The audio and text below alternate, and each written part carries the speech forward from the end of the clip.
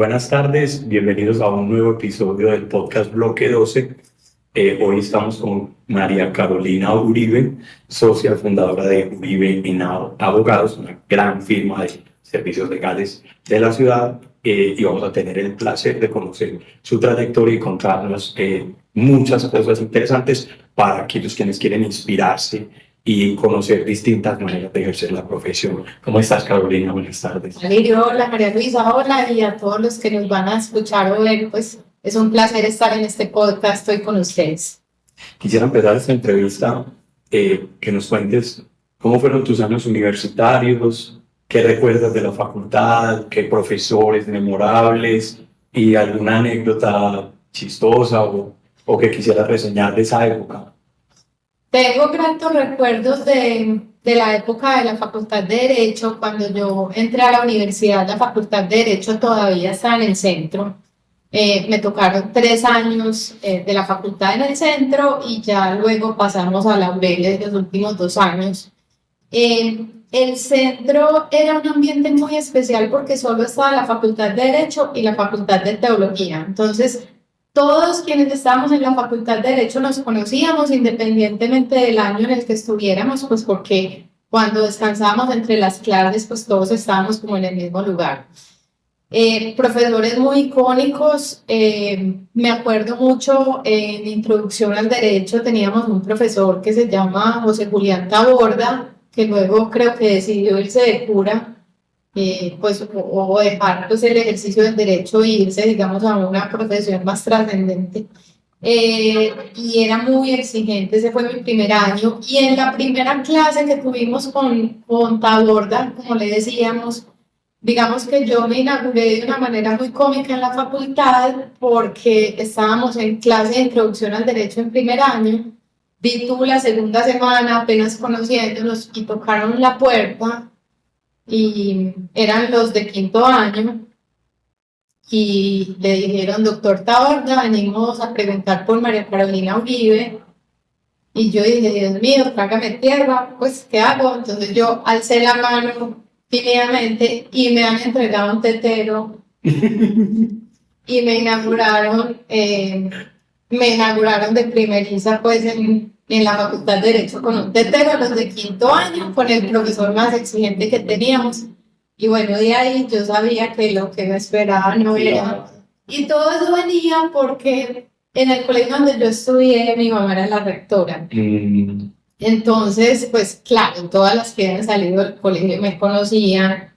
Y pues de ahí también, digamos que no sufrí tanto con eso, porque ya después de uno haber pasado el colegio, donde la misma mamá de uno es rectora, pues uno ya está entrenado para todo tipo de luchas y de situaciones. Entonces, así me inauguraron con un tetero los de quinto año. Y yo dije, y bueno, y todavía me encuentro ahora en el ejercicio profesional con el abogado que me entregó el tetero. Hemos sido contrapartes y yo le digo nada de clemencia con el abogado que me entregó el tetero. Nos vemos en el ruedo y en el ejercicio profesional y todavía molesto mucho con él que tuve esa experiencia. Bueno, profesores también como Rafael Moreno en Bienes, como Luis Gabriel Montero en Obligaciones, la Vaca Chapola, el Caballo Satanás, todas esas figuras icónicas de los exámenes de obligaciones y de sucesiones. En cuarto año tuve la fortuna de ser alumna de Sociedades de Enrique Gaviria y al mismo tiempo de Ignacio Sanina en tributario. Yo diría que fue una dupla que me hizo tomarle bastante cariño al tema corporativo y tal vez por ahí me fui enfocando en este aspecto porque tuvimos la oportunidad de mirar todas esas facetas con ellos dos.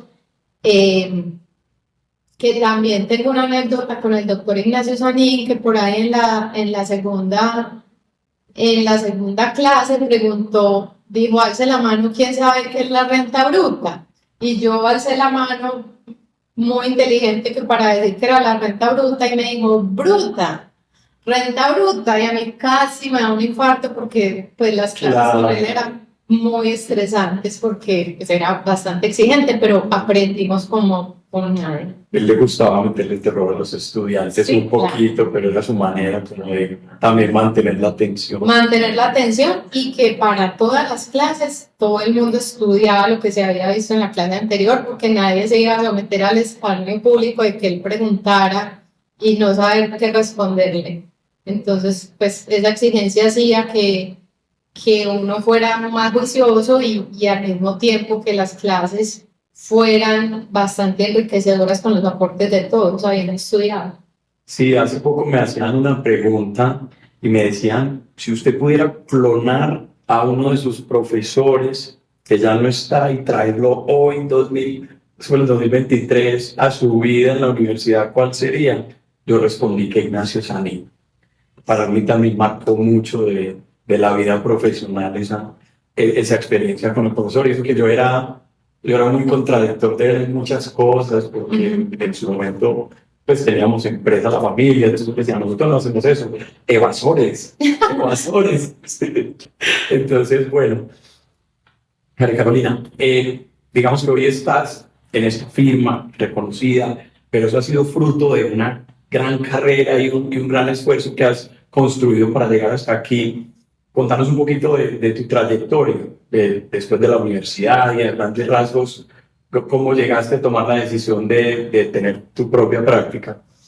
Bueno, yo aún estando en la universidad en cuarto año, tuve la oportunidad de tener un trabajo como practicante, aunque en esa época no se usaba hacer práctica. Me ofrecieron un trabajo como practicante en una empresa que se llamaba Cadenalco, que era la dueña del Ley, del Superley y de almacenes de cadena. Entonces yo, digamos, desde cuarto año empecé mi vida profesional trabajando en Cadenalco. Ya luego terminamos la universidad, yo me quedé trabajando en Cadenalco y más o menos como a los 2 años de estar trabajando, el Éxito compró a Cadenalco. Es decir, yo no podía ir a mercar al Éxito, era la competencia absoluta. Además, yo le tenía prohibido a mi mamá ir a mercar al Éxito. Porque era una competencia a muerte de los almacenes de cadena. Pero un día nos levantamos y llegamos a trabajar y nos dijeron, bienvenidos, ayer nos compró en la bolsa el Éxito, ya somos propiedad de almacenes Éxito. Eso básicamente era pues como que, mejor dicho, lo hubiera comprado uno el coco del día anterior, pero entonces, bueno, una nueva realidad, llegamos al Éxito y tuvimos la fortuna de que en el Éxito no había un departamento jurídico tan desarrollado como lo teníamos en Cadenalco, porque en Cadenalco tenía almacenes en más de 30 ciudades de Colombia, el Éxito solo tenía almacenes como en Medellín y acaba de abrir en Bogotá. Entonces, digamos que en el Éxito no había, digamos, como una experiencia del área jurídica tan vasta como la teníamos en Cadenalco. Entonces, llegamos al Éxito y empezamos a crear, digamos, el área jurídica del Éxito. Digamos que nos fue muy bien en esa cultura organizacional del Éxito, muchas transacciones internacionales.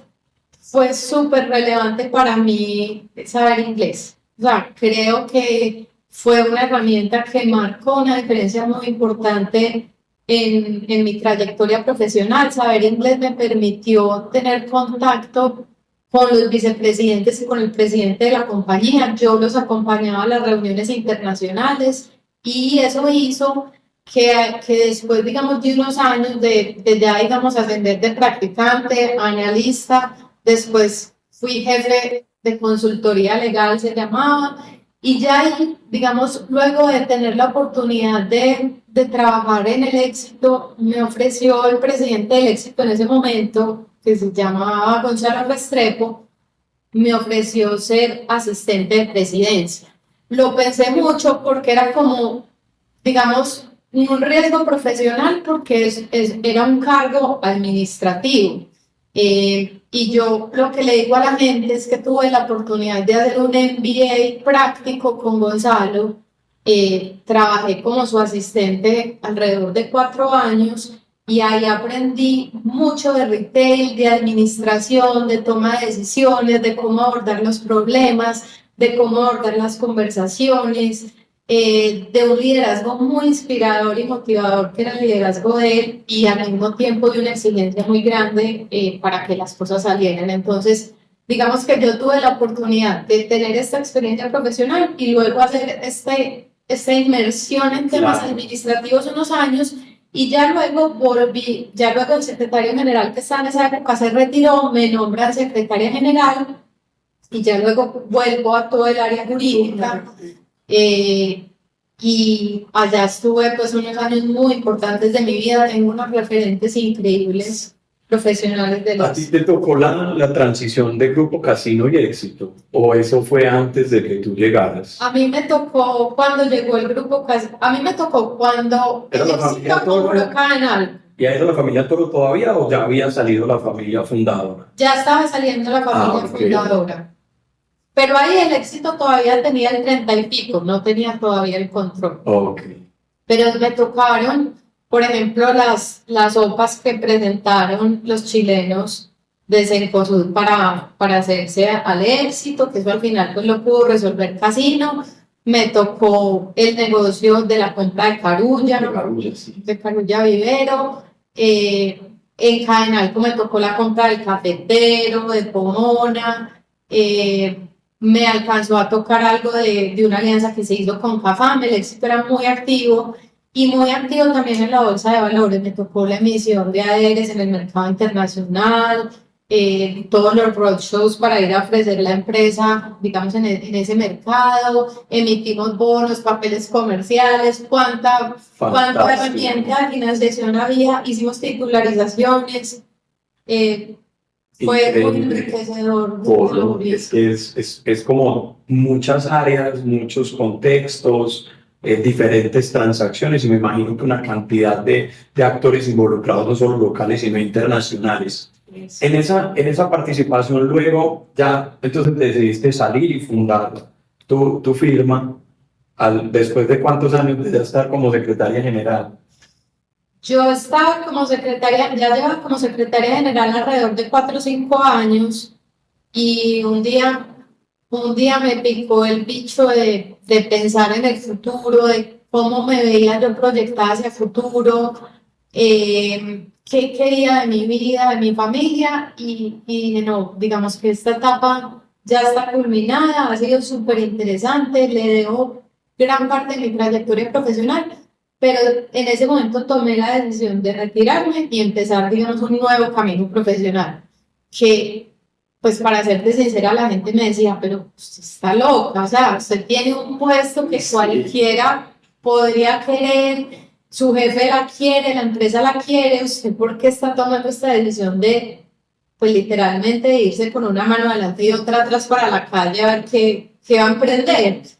Y yo siempre muy firme en la decisión, hablé con mi jefe, la tomé, por supuesto que no dejé el puesto tirado, sino que me quedé unos meses más hasta la próxima asamblea de accionistas, y ahí digamos que llegué a lo que yo llamo la calle, que era muy complicado porque cuando uno lleva muchos años trabajando en una empresa lirio, uno cree que el mundo es esa empresa. Y uno no sabe qué hay por fuera de los muros de esa empresa, uno cree que básicamente se quedó sin nada. Y pues empieza una etapa de descubrir todo ese mundo que había por fuera del Éxito, y una etapa muy enriquecedora donde tú empiezas a ver que las contrapartes o las personas que hicieron negocios con el Éxito te empiezan a buscar para que tú los asesores también.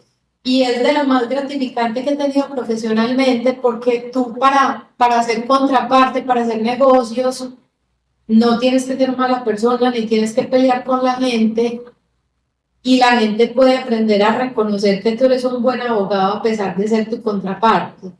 Y eso fue, digamos, un aprendizaje muy importante que tuve cuando ya empecé, digamos, ya me salí, empecé el ejercicio profesional, digamos, individual, porque todavía Carlos, mi socio, estaba en el mundo corporativo. Ya en ese momento lo empecé a tratar de convencer de que se saliera para que montáramos una firma, porque siempre habíamos visto con mucha curiosidad en la trayectoria profesional cómo funcionaban las grandes firmas bogotanas y nos cuestionábamos mucho por qué en Medellín no había firmas potentes, grandes y con buenas prácticas internacionales. Firmas con personas bilingües, firmas con personas que hubieran estudiado en el exterior. En ese momento no era usual, entonces digamos que todas las empresas en las que nosotros nos movíamos siempre tenían que ir a buscar y a contratar sus abogados en Bogotá. Y alguna vez conversando con alguno de estos empresarios que se cruzaba, digamos, en su ejercicio, algún empresario nos dijo, es que en Medellín hacen falta aerolíneas, o sea, viajes que lo conecten internacionalmente y firmas de abogados con prácticas internacionales. Y eso me quedó sonando mucho en la cabeza siempre y digamos con Carlos Henao, mi socio, pues esa fue la visión que nos llevó a crear la firma y ya luego se nos unió Juan Bernardo Tascón, que somos los 3 socios actuales de la firma, digamos con esa visión siempre en mente. Maravilloso. Luego de ahí has tenido un papel muy protagónico, digámoslo así, en juntas directivas. ¿Cuándo viste esa oportunidad? Porque hoy pues vemos que ya incluso el CESA está desarrollando un programa para que haya más mujeres en juntas directivas que eran organismos colegiados principalmente gobernados por hombres. ¿En qué momento a ti se te ocurre y dices, "Ven, yo puedo hacer parte de una junta directiva, yo quiero que me pongan en la plancha, en la asamblea, a ver"? Bueno, no, digamos que en toda esta trayectoria en el éxito, yo le aprendí mucho a Gonzalo Restrepo de que uno tiene que ser como 50% de los temas son técnicos y 50% son forma y relaciones. Esa combinación de las dos cosas es como el mundo ideal para uno abordar o una problemática o un negocio o una oportunidad. Entonces, digamos que desde que yo estaba allá siempre cultivé mucho, pues, conocer las personas, desarrollar los vínculos con ellas y hacer pues lo que los gringos llaman un networking importante. Eso me sirvió demasiado luego cuando ya creamos la firma y yo siempre mantuve, digamos, estas relaciones muy vigentes. Antecitos, creo que en la pandemia yo hice un curso en Colombia de Women in Leadership, que es más o menos lo equivalente a lo que está sacando el CES ahora, pero pues yo lo quería hacer como en inglés y demás. Y hice este curso y ahí pues me di cuenta de todo el potencial que tenemos nosotros las mujeres y fuera de eso empezó la época del boom de tenemos que tener mujeres en las juntas directivas y demás. Y casualmente en conversaciones sin cosas me hicieron invitaciones, digamos, desde que salí del éxito he pertenecido a unas juntas muy importantes en el sector social. Yo tomé, digamos, una decisión muy consciente y es que yo quería dedicar mínimo el 20% de mi tiempo a temas sociales. Y eso lo hago a través de la participación en juntas directivas. Entonces, digamos, hace más de 10 años yo pertenezco a la Junta de la Corporación Pueblo de los Niños, de la Corporación Macaria que trabaja en tecnología para el sector social, pertenezco a la Junta del Hospital Pablo Tobón Uribe, que es una fundación y que también, digamos, es un trabajo pro bono demasiado enriquecedor. Entonces, digamos, yo estaba muy enfocada a esas juntas del sector social y ya luego de hacer este curso me invitaron a pertenecer a la junta de Grupo Sura, que fue una experiencia sumamente enriquecedora desde el punto de vista profesional, porque digamos que en esa junta me vi enfrentada a aplicar toda la teoría jurídica del mundo corporativo con mucho juicio, con mucho estudio, responsabilidad, dedicación, pero también enfrentando, digamos, unos momentos muy retadores que sufrió la compañía y que pues tratamos de tomar las mejores decisiones en ese momento. En esos momentos de esa junta directiva y en ese periodo, pues, que hubo, que fue conocido, que fue los procesos de las OPAs y todo lo que ha venido desarrollándose, ¿cuáles eran esas herramientas que tú siempre tenías en mente y ya más desde el punto de vista práctico y cuáles eran como esos, digamos, si podemos saber, métodos de estudio que tú practicabas y que podrías recomendarnos? Claro, yo creo que cuando uno pertenece a una junta directiva Lirio, pues tiene que hacer un trabajo muy juicioso de conocer las compañías, de conocer a las personas que trabajan en las compañías y tener, digamos, un contexto general previo para tomar las decisiones. No tomar decisiones apresuradas, tomarse el tiempo para poder revisar los temas, revisar distintas opiniones que le nutran a uno su propia visión y tratar siempre de tomar las decisiones en beneficio de la compañía y de todos sus accionistas. A pesar de que uno reciba presiones. Esa iba para allá la pregunta, ¿cómo manejar la presión? ¿Es una habilidad de negociación que vas desarrollando? ¿O pues en el manejo interpersonal? Porque muchas veces, sí, y lo hablábamos con otra de las entrevistadas que tuvimos en este podcast, y coincidíamos, y muchas veces la negociación más difícil es con su propio cliente, y a su vez pues porque hay otra cantidad de factores externos que uno es el que tiene la presión y es abogado, decía usted. Ahí cómo lo lograbas hacer ese balance, ese equilibrio. Pues yo creo que es un equilibrio entre la preparación individual y la tranquilidad de estar haciendo las cosas bien y también, digamos, la habilidad de poder comunicar eso adecuadamente, o sea, no perder el control, no salirse de la ropa, pero ser capaz también de tener la firmeza para dar tu opinión, para fijar una posición y para asumir una responsabilidad en las decisiones. María Carolina, otra de las preguntas puntuales que teníamos era, ¿qué herramientas recomiendas para los estudiantes? Ya nos has hablado del inglés fundamental, hiciste un curso de liderazgo para hacer mejor tu trabajo en juntas directivas, pero ¿qué otras herramientas hoy aplicas en el día a día para liderar una firma, tener empleados, responder por la facturación, pero además cumplirle a los clientes con los encargos? Claro, no, yo aprendí herramientas administrativas muy valiosas por mi paso como asistente de presidencia del éxito. Lo primero que considero fundamental, Alirio, es que yo todos los días llego a mi oficina y escribo cuáles son mis tareas del día. Las tengo por escrito y las más malucas las hago primero. Sí. Esas las hago inmediatamente y voy sí, chuleando las tareas y mi meta al final del día es haber chuleado, digamos, cuáles eran mis actividades del día.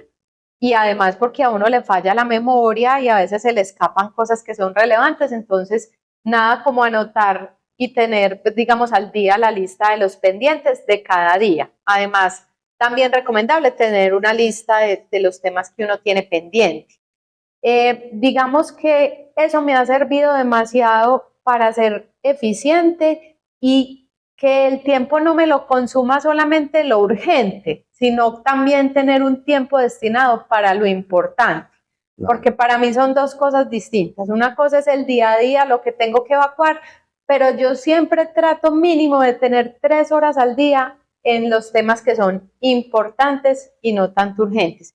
Y eso me ha permitido, digamos, generar una rutina de eficiencias que ha permitido que avancemos en la firma y que le hayamos podido dedicar, digamos, nuestro tiempo también, no solo al día a día, sino a desarrollar proyectos importantes de la firma, sean temas con las personas, que estas firmas son las personas, estas firmas no son lo legal, digamos, es una capacidad que se adquiere, pero las firmas, el ADN de las firmas, la potencia de las firmas está en el equipo de trabajo. Maravilloso. ¿Algún libro que recuerdes que merezca la pena leer? A mí me encanta el libro de las virtudes de Mauricio García. No me acuerdo, creo que se llama Virtudes Superfluas o algo así, pero no me acuerdo específicamente el título, pero es de Mauricio García Villegas, sí. Y es un libro que me ha servido demasiado porque todo este tema de las virtudes y de los valores, que uno lo ve de pronto en las empresas, pero no tanto en las firmas, esos valores son la referencia que a uno le sirve cuando a uno en la vida le llega lo que yo llamo una Y, que es que uno tiene que tomar una decisión, si voltea para la izquierda o si voltea para la derecha. Y no hay mejor referencia para tomar esa decisión que los valores. que la firma ha definido y que la persona tiene. Y esos valores son los que le permiten a uno llegar a la casa, poder contarle a los hijos y al esposo qué hizo en el día, qué decisiones importantes tomó, con la tranquilidad de que uno va a poner la cabeza en la cama, en la almohada y se va a dormir tranquilo. No hay nada como eso. Esa digamos que esa para mí es la plenitud profesional, de tener la tranquilidad de tomar las decisiones enfocadas hacia esos valores. Maravilloso. Ya para terminar, las últimas dos preguntas son: uno, ¿cuál es tu mayor reto hoy en el día a día? Y que tú dices, esto es lo que le quiero trabajar y voy a superarlo. No necesariamente tiene que ser un obstáculo. Y segundo, ¿qué consejo le dejarías para todos los que nos están viendo y que se quieran inspirar hoy contigo, con tu trayectoria? Porque pues ya vimos que no es solo aparecer en Leaders Leagues ni en los rankings de abogados, sino también todo lo que has hecho para llegar hasta acá. Digamos que, Alirio, yo considero que mi reto y mi tarea principal, como te lo dije ahorita, son las personas. Desarrollar el equipo de trabajo, hacer que Uribe en Abogados sea un espacio en el que las personas crezcan, disfruten, puedan vivir el proceso y no solamente estén pensando a dónde van a llegar, sino que disfruten el proceso de pasar por acá, aprendan todos los días con unas bases de respeto, de integridad, pero también de excelencia y de rigurosidad. Entonces, digamos que el reto que yo veo que debe ser mi tarea es seguir estando cerquita de la gente, ser ese foco de desarrollo y llevar esta firma mucho más allá de donde estamos. Maravilloso. Y el consejo ya para cerrar. Bueno, y en consejos yo creo que lo principal es la coherencia. Hablamos mucho, opinamos mucho, pero lo que hagamos tiene que ser coherente con los valores que tenemos. Eso me parece muy difícil. Es como el trabajar siempre en eso y cómo poner a coincidir lo que pienso y digo con lo que siento y hago. Eso es una enseñanza muy linda. Bueno, ¿algún tema que quisieras tratar que se nos haya olvidado, lo hayamos pasado? Bueno, mi recomendación para los estudiantes y para los que nos están escuchando es que aprovechen bastante esa etapa universitaria, tómense en serio las clases, profundicen, porque la formación como abogados nos da un panorama enorme para desempeñarnos en distintas clases de trabajos, sea en gestión humana, sea en el mundo corporativo, sea en el mundo inmobiliario. Tenemos un espectro gigante de campos de acción, pero sin duda el éxito en esos campos de acción está determinado por la responsabilidad con que asumamos nuestros compromisos en la universidad. Y me gustaría darle un mensaje muy especial a todas las mujeres. Las invito a todas a romper esos techos de cristal.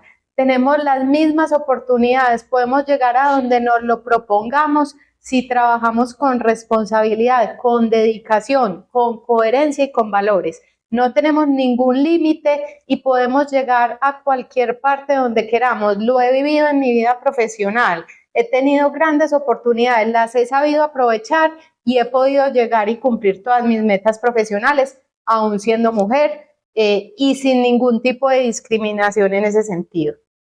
Bueno, muchísimas gracias para todos. Esto fue otro episodio de Bloque 12. Nos veremos en una próxima emisión. Mi nombre es Alirio Giraldo y en la producción María Luisa Londoño. Gracias.